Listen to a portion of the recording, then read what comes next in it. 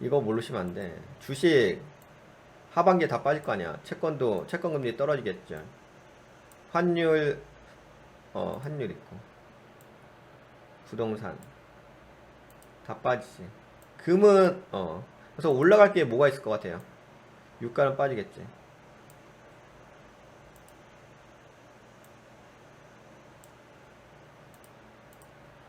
올라갈 거. 네, 정답 잘하셨어요. 네, 올라갈 게 이제 이거죠. 채권 금리가 하락을 하니까 뭐가 올라갔어요? 채권 가격이 올라갔죠.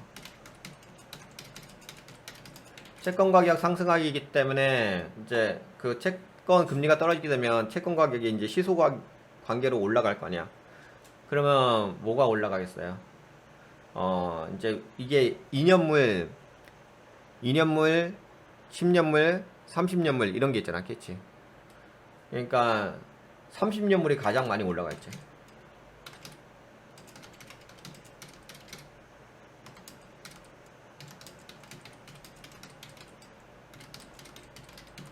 그쵸? 30년물, 그러니까 10년물, 그러니까 2년물 이런 게 있잖아.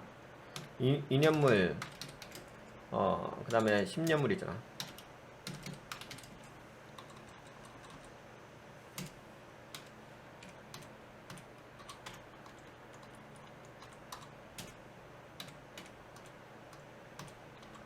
네, 이렇게 했으면 가장 많이 올라가는 거는, 아니, 이렇게 해야 되겠다. 부동으로 해야 되겠다. 30년물 채권 가격이 많이 올라가 있지. 채권 금리가 떨어지게 되면. 아무래도 이제, 오래 장기간 이제 보유할 수 있는 거. 그 가격이 많이 올라가 있지. 그렇죠? 채권 가격. 그 다음에 채권 가격이 올라갈 거고, 그 다음에 환율 같은 경우는 달러가 강세이겠지. 달러 강세. 왜냐면 경기 침체가 되면 당연히 안전 자산 쪽 몰린 거니까 달러는 강세고, 원화가 약세겠지. 근데 원화가 약세인데, 반대로 어떤 부분이 있냐. 원화 가격이 올라가겠지.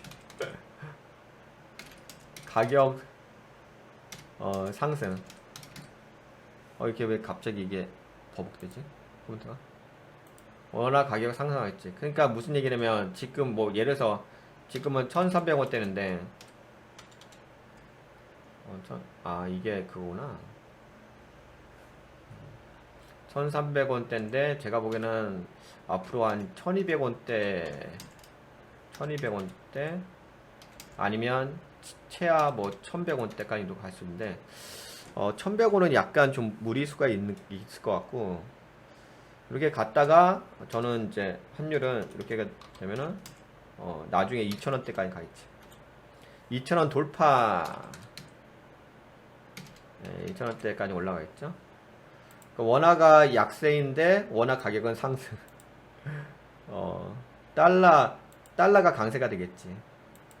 왜냐면 이거는 경기 침체가 오니까. 지금은 뭐 달러가 뭐 힘이 이러느냐 마냐 또 얘기하는데 뭐 그런 거는 뭐 중요한 얘기는 아니고. 그 약간 정치적인 관점이 있는 거고. 그 다음에 부동산은 무조건 계속 빠지겠죠. 부동산은 올해만 올라갈 거예요. 올 하반기까지 올라갈 거예요. 왜냐면 실수요자 분들이 계시기 때문에 이사철이기 때문에 그래서 요거는 부동산은 올해는 올라갈 거예요. 하지만 이제 내년은 폭락하죠. 그래서 제가 얘기했잖아. 올해 집 사실 분들은 빨리 연초에 하시라고. 에이구, 몰라. 여하튼간에. 부동산은 제가 얘기했잖아. 부동산은 호가가 최소 100만 원이라고. 부동산이란 것은 타이밍을 잘못 잡으면은 100만 원 내지 1000만 원이 왔다리 갔다리. 야, 100만 원과 1000만 원이 누구 집에 이름도 아니고 그게 무슨 껌값도 아니고.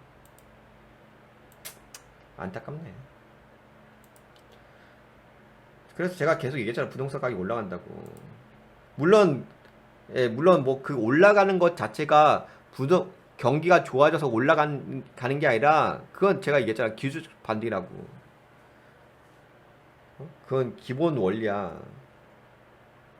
그래서 제가 얘기한 거죠. 실소유자들은 빨리 연초에 하시라고. 어이구.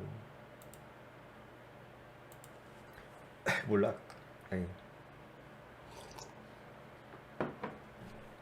그리고 금값은 근데 금값은 올라갈 것 같긴 한데 왜냐면 경기 침체가 되면 금도 올라가긴 하겠지. 근데 금은 제가 아직까지 모르겠어. 금은 제가 뭐라고 떠들어댈 게 아니야.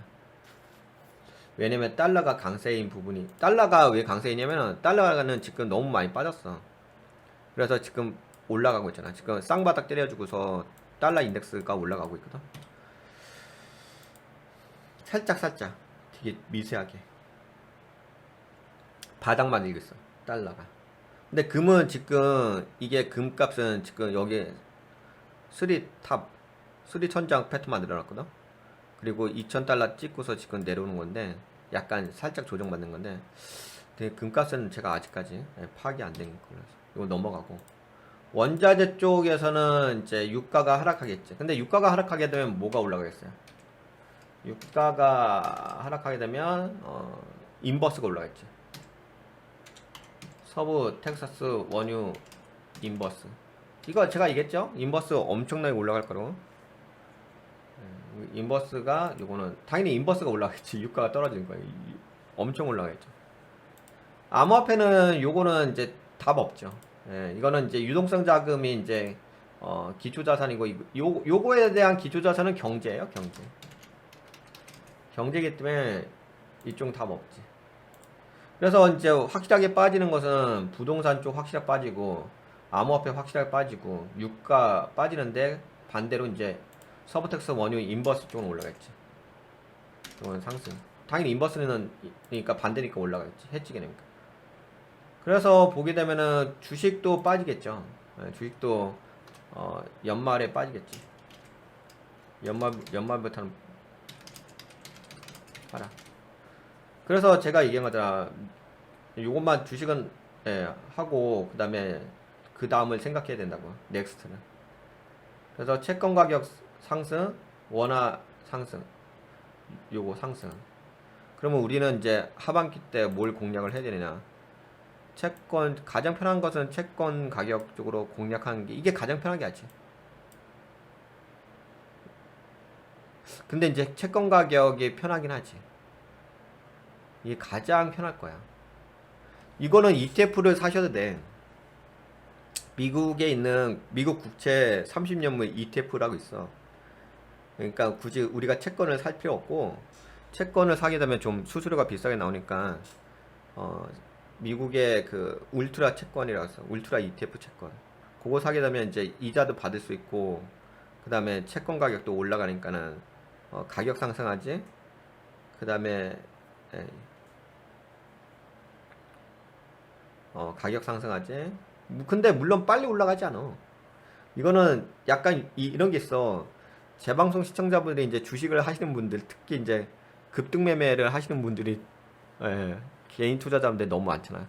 그분들은 맨날 사자마자 올라가는 것만 생각하잖아. 근데 그렇진 않지. 그렇게 가는 게 아니라 이거는 천천히 올라가. 천천히. 되게 오랜 시간 걸리죠. 장시간. 그 대신 이제 분기마다 그걸 받을 수 있으니까 이자를 받을 수 있으니까. 근데 이자는 또 떨어질 거 아니야. 근데 이자를 떨릴 건데 30년물로 딱 정해버리면 그래도 지금은 한 3, 4% 정도 되지. 근데 물론 이제 그 이자 금액이 크진 않아. 3, 4%가 뭐가 크겠어. 채권 같은 경우는 아무래도 투자금이 커야지 그 이자 리턴 금액이 큰 건데. 그냥 이제 가격인데 그냥 채권은 솔직히 안전이야, 안전. 그나마 내가 자산은 있는데 좀 안전하게 투자하고 싶다 이렇게 보는 관점이기 때문에 채권 갖다 뭐 내 인생이 바뀌어야 된다 이런 영역은 아니야. 그러니까 안전하게 투자하고 싶다 이런 그러신 분들 계셔. 그러니까 이제 좀 어느 정도 자산이 있으신 분인데 그렇게 하시고 싶으신 분들이 은근하게 계세요. 워낙 일반 개인 투자자들이 그런 게 있어. 그래서 제가 그런 거야. 뭐가 있냐면 제가 방송을 하다 보면 좀 냉정하게 더 얘기해 볼게요. 예, 금융이란 것은 돈의 영역이잖아. 제가 종목을 이렇게 분석하게 되면 종목명을 이렇게 써주시잖아요, 채팅창에. 근데 잘 보세요. 종목을 딱 썼는데 거래대금이 2억짜리야. 2억짜리 뭐 1억짜리 이런 거잖아. 이런 종목 주로 이렇게 채팅창에 남겨주신 분들은 솔직히 냉정하게 본다면 투자금이 많으시지 않으신 분들이야. 예, 투자금이 많지 않으시다 보니까는 수익률 관점으로 해가지고 급등 매매 하시려고 하는 관점이거든요. 그러면은 투자금이 많지 않으면 아무래도 조급해져요. 뭔가 안정적이지 않으면 금융시장 그래. 금융시장은 뭔가 내가 그 자산이 안정적으로 뭔가 고정적인 그런 수익이 좀 있어줘야지 주식을, 그러니까 뭔가 이렇게 돈을 운영할 수가 있는 거지. 내가 그게 좀 불안정하면은 그러다 보니까 개인 투자자분들이 자꾸만 마음이 급하다 보니까는 빠른 매매 하시려고 하는 거지. 그러니까 결국에는 나중에 일을 그르치게 되지. 내가 급하면 져요. 금융은. 근데 금융뿐만 아니라 모든 게 마찬가지지 뭐. 여하튼 그렇습니다. 그리고 환율 쪽은 그래서 채권 쪽은 그래요. 채권은 약간 자산가 분들이 그래서 그런 거 있잖아. 채권 쪽은 좀 돈이 있으신 분들이 투자를 하신다고. 그러니까 채권은 약간 그 월세 같은 개념이 있어요. 월세가 뭐 그렇게 솔직히 많이 남는 건 아니잖아. 그냥 내가 이런 거잖아. 내가 집을 갖고 있긴 한데 그래도 그 집이 지금은 싼 가격인데 나중에 그 집 가격이 올라가는 것까지 고려하고 그 전까지 건물 유지비 이런 관점으로 보는 거지. 솔직히 월세 받아가지고 엄청나게 수익을 내는 건 아니잖아요. 솔직히 그냥 그냥 있으니까 활용하는 것 뿐인 거지. 월세 받아서 무슨 뭐 떼부자 됩니까? 솔직히 그냥 월세 받아서 무슨 떼부자 되는 거 아니잖아. 그냥 건물 갖고 있으니까 내가 부동산 갖고 있을까 그걸 좀 그냥 놀릴 수는 없는 거고. 그러니까 약간 채권 개념이 있는 것이 월세 받으신 분들, 건물 있으신 분들. 그러니까 약간 그런 개념이에요. 그 대신 이제 가격이 올라가게 되면 시간이 걸려서 올라가게 되면은 아무래도 안정적으로 뭔가를 얻을 수 있는 거지. 안정성의 영역이 있어요. 근데 그렇죠. 그런 게 있죠. 환율도 볼까요? 환율 같은 경우는 지금 1300원대인데 저는 1200원대까지 빠질 것 같긴 해요. 이게 근데 지금 당장 빠지는 건 아니고 지금 살짝 떨어지긴 하는데 지금 당장은 아닐 것 같고 한 연말쯤 되면 빠지긴 할 것 같아. 그러다가 다시 쭉 올라가겠죠. 이거 그때 이해한 거죠. 지금 1300원대에서 빠졌다가 1200원대, 1300원대가 이거잖아. 빠졌다가 1200원대에 떨어지지. 그리고 나서 이렇게 가다가 쫙 날아가겠지. 2000원대까지 확. 그러면서 우리나라 IMF 터지고 난리치겠지 뭐. 그 다음에 부동산은 답 없고 부동산은 지금 답이 없지. 근데 부동산은 다만 이제 올해 초는 그건 있어요. 올해는 아마 부동산 올라갈 거예요. 제가 얘기했잖아. 올라간다고. 지금 올라가고 있고. 물론 이 올라가는 것 자체가 또 오해하지 마세요. 지금 부동산 가격이 올라가는 것 자체가 경기가 좋아서 올라가는 게 아니야. 그게 아니라 너무 하락을 했기 때문에 그거 대비 기술적 반등이야. 그러니까 거래량이 지금 중요하지 않아. 지금 뭐 부동산 가격의 거래량이 뭐 저번보다 작년보다 재작년보다 뭐 안 좋아요. 지금 거래량이 중요하지 않다니까. 그게 뭐가 중요해. 거래량이 뭐가 중요해. 지금 그냥 가격이 올라가는 건데.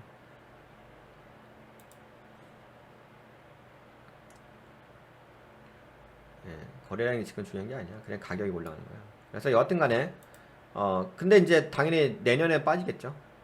내년부터는 폭락하겠지. 근데 이게 폭락하는 게 일부 부동산 전문가들이 얘기하시는 게 뭐 10에서 이게 몇 프로 빠진다더라? 하락하게 되면 뭐 10에서 20% 정도?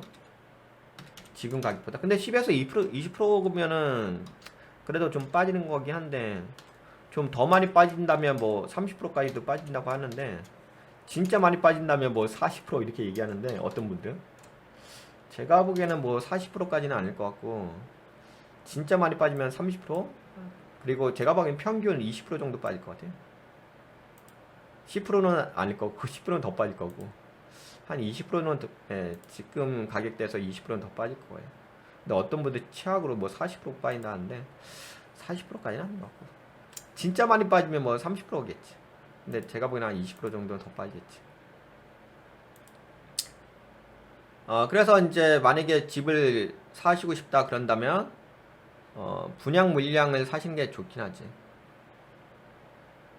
근데 두 가지가 관점이 있어요. 분양 물량을 뭐 1, 2년 후부터 이제 그때도 또 이게 아파트가 나올 거 아니야. 아마 2년 때는 거의 없을걸요. 공급 물량이. 왜냐면 경기가 안 좋아지면은 건물을 짓기가 어렵기 때문에 건설사들도 약간 몸살이는 게 있어가지고 물량이 2년 차부터는 부족해질 거야. 그래서 만약에 사시려고 한다면 한 1년 차? 그러니까 내년 폭락하고 나서 뭐 2024년 초에 그때 사야 될 거야. 2024년.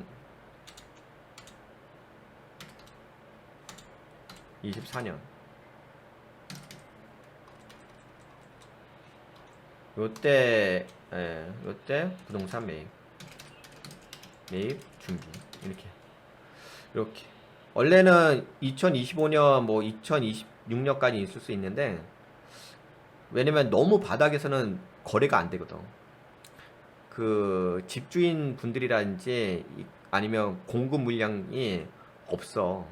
그래서 내가 원하는 집을 살 수가 없어. 부동산이라는 게 그렇잖아. 부동산이라는 게 뭐냐면은 그냥 싸다고 사는 게 아니란 말이야. 내가 거주할 집이라든지 그런 의미가 있어. 그 내가 좋아하는 집, 여러 가지 인프라 이런 것도 다 고려를 해야 되는 거지. 그렇지? 그렇게 된다면 이렇게 되겠지. 부동산 매입 준비는 2024년 초 정도, 초반. 이때가 가장 좋을 것 같아요. 이때가 그래도 물량도 있고 내가 좀 선택할 수 있는 것도 있고 그런 집도 있고. 그러니까 너무 가격으로만 얘기하면 안 돼. 뭐든지 내가 하나도 손해 안 보고 살 수 있는 건 없어. 내가 줄 게 있으면 내가 받을 게 있으면 줄 것도 있어야 되는 거야. 그게 거래인 거지. 나는 0.001%도 나는 남한테 주지 않을까 이런 건 없어. 그렇기 때문에 내가 뭔가 예, 하여튼 주는 것도 있어야 돼. 하여튼 그래서 저는 물론 아마 2025년이 가격으로 봤을 때는 바닥을 찍긴 할 거예요. 가격으로 봤을 때는 2025년이 바닥을 칠 것 같긴 해요. 완전 최저점을 칠 것 같아. 근데 최저점에서는 거래가 내가 원하는 집을 살 수는 없어요. 2024년 초반에 사시는 게 맞죠. 그러니까 뭐든지 그래. 주식도 그렇고 이렇게 바닥에서 살 수 있는 건 없어. 완전 저점에서는 못 사. 이거는 저점에서는 누가 사냐면 세력이 사는 거지. 진짜 오리지널 그 거래 자체가 없어요. 그러니까 뭐든지 그래. 고점도 거래가 없어. 고점도 거래가 없고 저점도 거래가 없는 거야. 이런 완전 추세 전환되는 데는 여기는 거래 자체가 없어요. 그리고 내가 원하는 집을 살 수가 없어. 집이란 게 무조건 가격이 싸다고 해서 사는 게 아니잖아. 무슨 다 똑같아 집이? 그 같은 아파트에서도 그 인테리어라든지 여러 가지가 다른데 여러 가지 상황이 다른데 그리고 그 물건이 막 쏟아지는 것도 아니고 그리고 생각해봐. 경기 침체가 발생을 해가지고 이미 경기 침체에서 적응이 되신 분들이 계실 거 아니야. 그분들이 집을 내놓으실 것 같아? 경기 침체가 왕성할 때 그때 너무 힘들어요 하시는 분들이 이제 집을 내놓으시는 거지.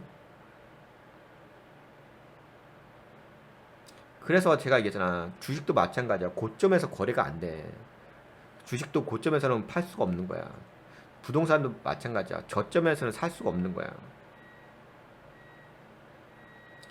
그래서 저가놀이 그만하라고 얘기하는 거지. 그렇기 때문에 제가 보기에는 부동산은 2025년이 최저점으로 보고는 있는데 최저점에는 살 수 없어. 내가 원하는 집을 살 수 없어. 그러면 2024년 초반부터 부동산 매입에 대해서 준비를 해야 돼. 그래 놓고서 이제 쭉 들고 가세요. 부동산 딱 매입하시고 한 최소 못해도 6년, 10년 정도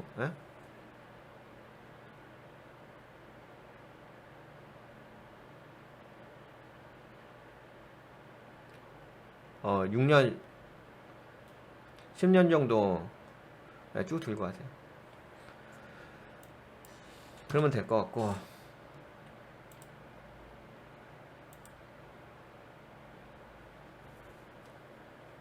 그 다음에 금 쪽은 요건 제가 한번 더 알아볼게요. 금 쪽은 아직 예, 갸우뚱. 원자재 쪽은 당연히 빠지겠. 저기 원자재 쪽은 물가는 당연히 하락하겠지. 지금 금리를 올리는 이유가 뭐야? 물가를 떨구기 위해서 금리를 올리는 건데. 그럼 당연히 물가가 떨어진다면 자산 가격이 떨어지겠지. 그 중에서 가장 큰 물가의 가장 중심축이라고 할 수 있는 것은 유가지. 그 유가가 떨어지는 거지. 그 유가가 떨어지면 서브텍스 원유, 인버스가 상승하겠지. 엄청 상승하겠지. 저는 상승하게 되면 저는 솔직히 어떤 생각까지 있냐면 경기 폭락까지도 좀 생각해. 경기가 완전 암울해진다? 거기까지 좀 생각하고 있긴 한데 그렇게 되면 이쪽이 엄청 올라가긴 할 거예요. 서브텍스 원유, 인버스 엄청 상. 그 다음에는 암호화폐 쪽은 근데 암호화폐 쪽은 탑 없죠. 이건 암호화폐 쪽은 유동성 자금이기 때문에 탑 없지. 그리고 이제 아무래도 이것도 한번 생각하셔야 돼요. 부동산 쪽을 얘기하려고 한다면 이것도 한번 얘기를 해야 돼. 은행 부분도 얘기를 했는데 은행은 왜 그러냐면 부동산은 주로 이제 대출을 끼잖아. 레버리지로 활용하기 때문에. 근데 이제 신용 긴축이라고 하시죠. 파월 연준 의장도 이런 얘기 좀 했잖아. 신용 긴축 얘기가 있어가지고 부동산도 마찬가지야. 이게 부동산이라는 게 지금이야 뭐 대출을 좀 해주잖아. 근데 아무래도 이제 경기가 침체가 되면 대출에 대한 어떤 그게 많이 안 해주지. 지금은 뭐 최대 80%대까지 해준다고 하는데, 근데 아무래도 경기가 안 좋아지게 되면 신용이 이제 다들 떨어질 거 아니야. 그리고 뭐 바젤3 그런 얘기도 있고.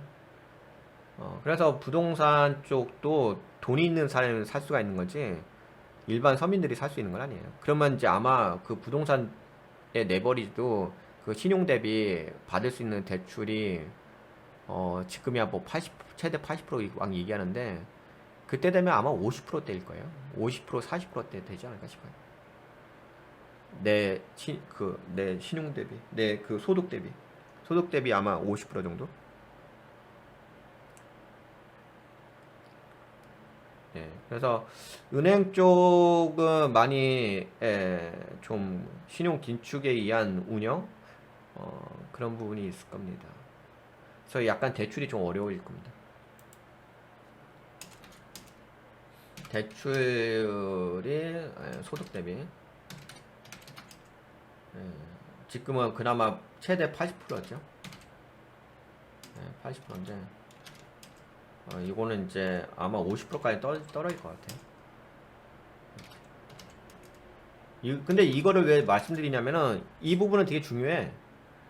왜 중요하냐? 은행에서 돈이 안 풀리잖아. 은행에서 돈이 안 풀린다는 얘기 무슨 얘기야? 유동성 자금이 부족해진다는 거지. 유동성 자금이 부족해지게 되면 당연히 시중에는 돈이 없다는 거지. 없으면 어떻게 됐어? 투자라든지 뭐 뭘 할 수 있는 게 없잖아. 그러면 당연히 암호화폐 쪽도 힘들겠지. 그러니까 이게 은행하고 암호화폐 뭐 부동산 다 이렇게 연결되어 있는 거지. 이런 관점으로 보고 있습니다. 그래서 이 모든 것들 제가 뭐 주식, 채권, 환율, 부동산, 은행, 금, 원자재, 암호화폐 이 카테고리에 대한 어떤 이벤트가 발생되는 부분은 기점이 있긴 했죠. 뭔가 전환점. 이 전환점이 중요하지. 뭔가 세상이 뒤바뀌는 시점이겠죠. 세상이 뒤바뀌는 시점은 제가 보기에는 11월에서 내년 1월 요 사이겠죠. 요게 올해 11월에서 내년 1월 요때가 완전 뭔가 세상이 완전 뒤집어지는 시점이 올 겁니다. 네, 올해 11월에서 내년 1월 사이. 요때가, 그러니까 요런 타이밍을 딱 잘 잡아야